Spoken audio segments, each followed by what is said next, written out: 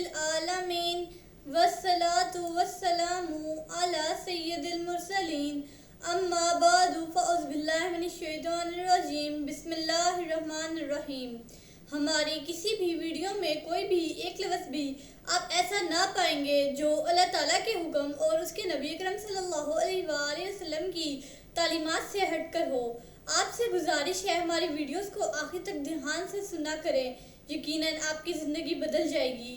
اللہ تعالیٰ کے محبوب دانائے غیوب صلی اللہ علیہ وآلہ وسلم کے مقدس اوصاف میں سے یہ بھی ہے کہ آپ صلی اللہ علیہ وآلہ وسلم کا قد مبارک نہ تو بہت لمبا تھا اور نہ ہی بہت چھوٹا، بلکہ جب تنہا چلتے تو آپ صلی اللہ علیہ وآلہ وسلم کی طرف درمیانے قد کی نسبت کی جاتی تھی۔ اس کے باوجود جب کوئی لمبے قد والا شخص آپ صلی اللہ علیہ وآلہ وسلم کے ساتھ چلتا تو پیارے آقا صلی اللہ علیہ وآلہ وسلم ہی بڑے قد والے نظر آتے تھے۔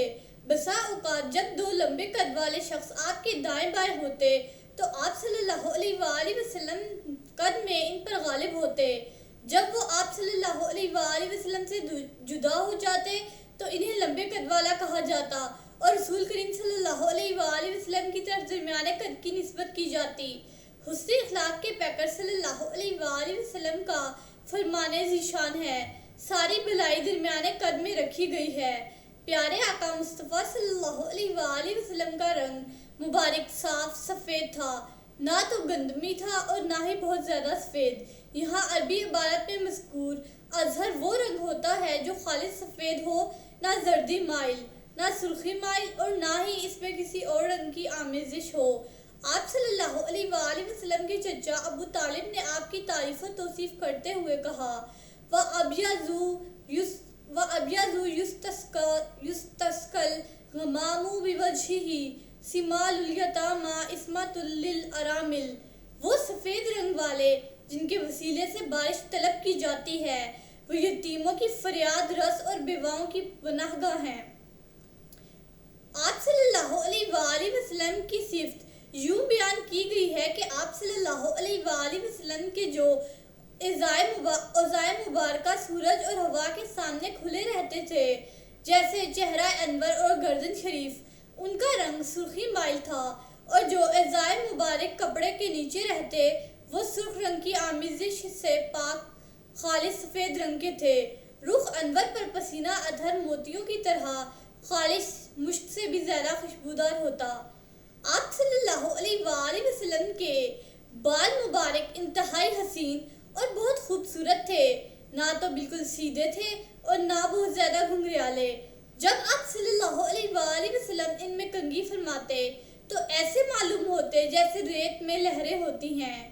منقول ہے کہ شہنشاہ مدینہ قرار قلب وسینہ صلی اللہ علیہ وآلہ وسلم کے بال مبارک کاندھوں کو چھوتے تھے، اور اکثر روایتوں میں یہ کہ وہ کانوں کی لو تک ہوتے تھے۔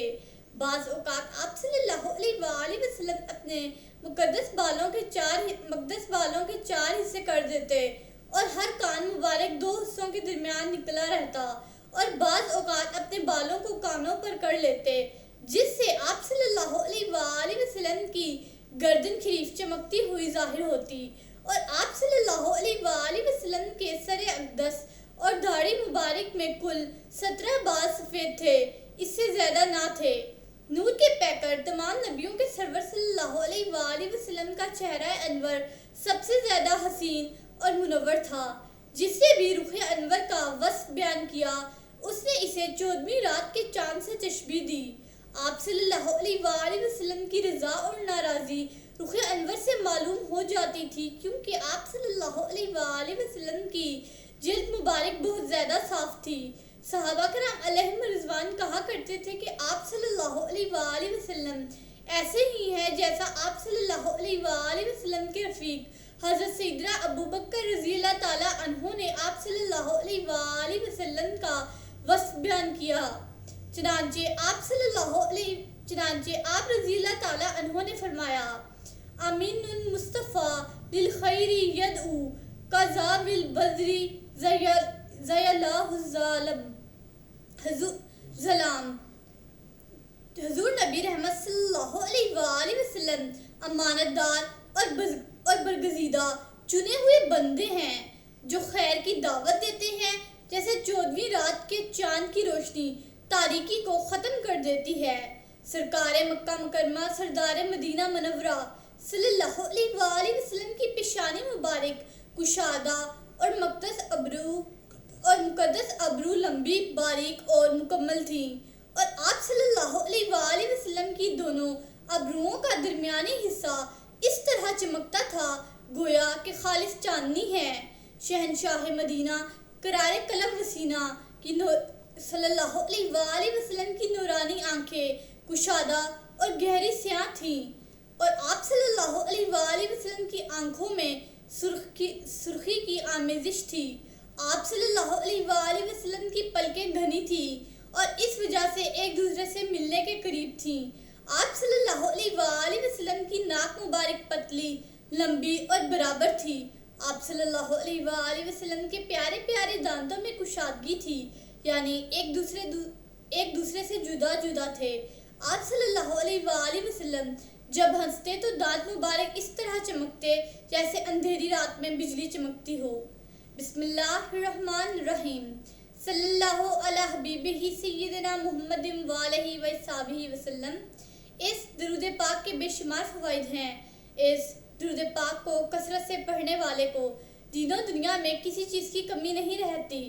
سکون قلب کی دولت سے مالا مال ہو جاتا ہے، دشمن دوست بن جاتا ہے۔ اگر کوئی چاہے دل کی کدورت، کینہ، دل کا میل، بغض، حسد اور اخلاق رذیلہ دور ہو جائے تو اس درود پاک کو کثرت سے پڑھیے۔ This درود has numerous benefits. There is no lack of anything in the religion and the word for reciters. Peace becomes rich with the wealth of the heart, and enemy becomes a friend. If anyone wants the darkness of heart, malice, anger, jealousy, dirt of heart, and ethical behavior get away, so recite this درود frequently. بلا تشبیہ کائنات کا مرکز وہ ذات گرامی ہے جسے رب تعالیٰ نے قرآن مجید میں رحمت للعالمین کا لقب دیا ہے۔ ساری کی ساری کائنات ان کے گرد گھوم رہی ہے، اور جو شخص ان کے قدموں سے لپٹا رہے اسے گردش زمانہ کا کیا خوف۔ اسے گردش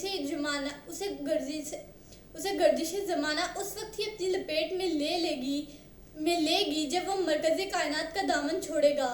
لہٰذا ہمارے حواسات زمانہ سے پریشانیوں اور مصیبتوں سے بچے رہنے کا ایک ہی ذریعہ ہے کہ ہم رحمت للعالمین صلی اللہ علیہ وآلہ وسلم کے مبارک قدموں کے قریب ہوتے جائیں، اور وہ ذریعہ ہے درود پاک کی کثرت۔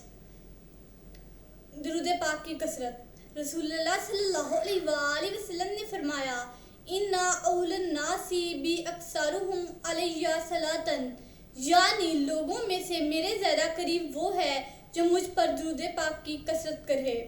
نبی کریم صلی اللہ علیہ وآلہ وسلم کی حیات طیبہ کا ہر ایک پہلو بیان کیا جائے گا۔